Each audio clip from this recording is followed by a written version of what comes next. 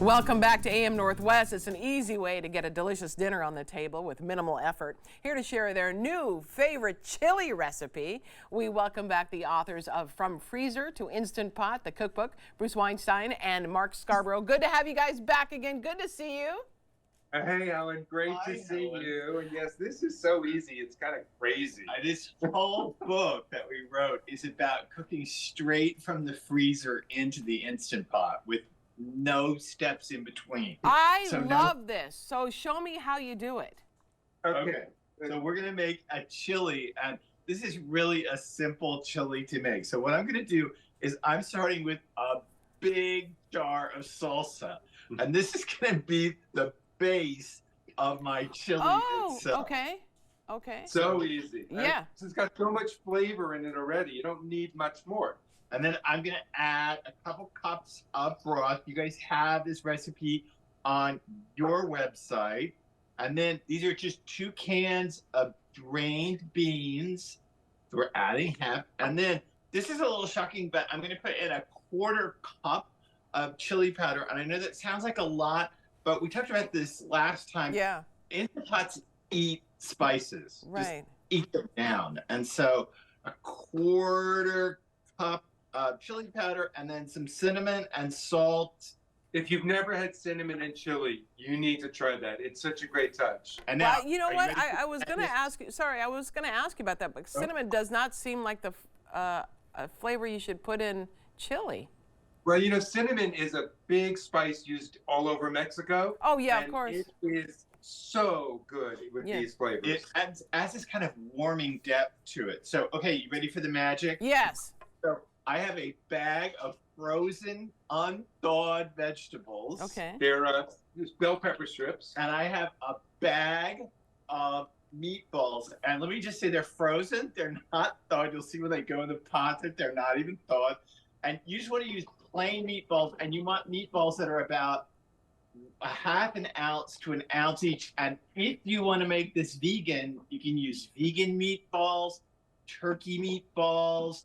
Okay. What do you Now, just so long as they're about a 1/2 to 1 ounce each, and I would avoid the ones that are Italian flavored. yeah, because you don't want to conflict. So then you cover Oh, I this see. and you cook it for 8 minutes. And I'm going to swap the one that's done. That's 8 minutes done. No joke.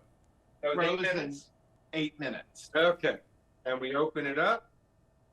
You know, we got some pressure issues because it's the Instant There we Pot. go. Look at that. Now, it's still hot and steamy. And at this point, we mixed Oh in wow, that a looks whole- good, you guys. That looks good.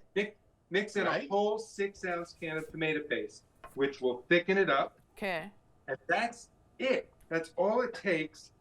And then you scoop some up. Look at that. Look how Well, okay, so delicious. wait. He's racing through. I mean, oh my gosh, this is the story of my marriage. Slow. He's racing through. Slow him down. Slow him down. I know. I can't. Well, There's medication for that, I think. you know, right? There's the Sid and the clowns. One of us racing around, one of us just sitting down. I Yeah. mean, that's it. So, anyway, this is such an amazing thing that this can go right out of the freezer, Yeah. and 8 minutes later, you can garnish this with cheese, with Oh yeah. jalapenos. If you're from Texas, the way I am, I know I live in New England, but I am from Texas. We garnish chili with sliced radishes. What? could- What? Yeah. Stop. My favorite is pickled jalapenos. True. Mm. We also do a lot of pickle relish, where I'm from, on chili. Wow. So But Okay, the so great thing about this book yeah. is every recipe, the meat comes out of the freezer, whether it's a pot roast or ribs. And if you are like me and are so busy you forget to take the meat out and thaw it for dinner, That's you me. don't have to. Yep. Well, you can do this with this book because you don't have to thaw anything. What Yeah, are some I of the what are some of the tricks to that? Is it covering the meat with the broth? It's really important that when you cook from frozen in the pot, that you add a little more moisture than you think. Right. Because that, essentially you're putting an ice cube in there, so it's going to cool everything down. So it takes it longer to come up to pressure and up to steam. So you don't want any scorching on the bottom. So you use a little more water than you might think.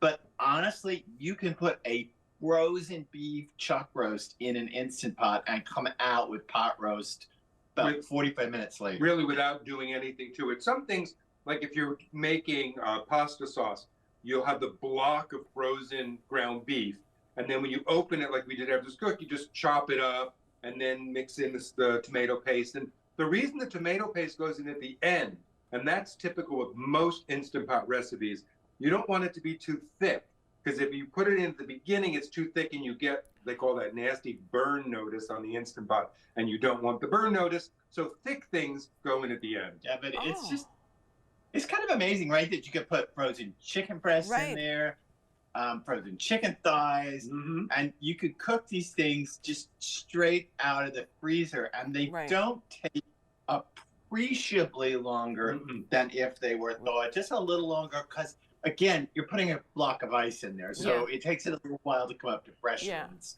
Oh my gosh, you guys, I understand that Tammy has told me that the recipe is already on the website, so it's all ready to go. And again, your book is titled From Freezer to Instant Pot, the cookbook. Mark and Bruce, thank you both so much. Always great to see you. Thanks, Helen. Thank you. Oh, a little kiss now. A little kiss. Mwah. All right, we'll be right back with more AM Northwest.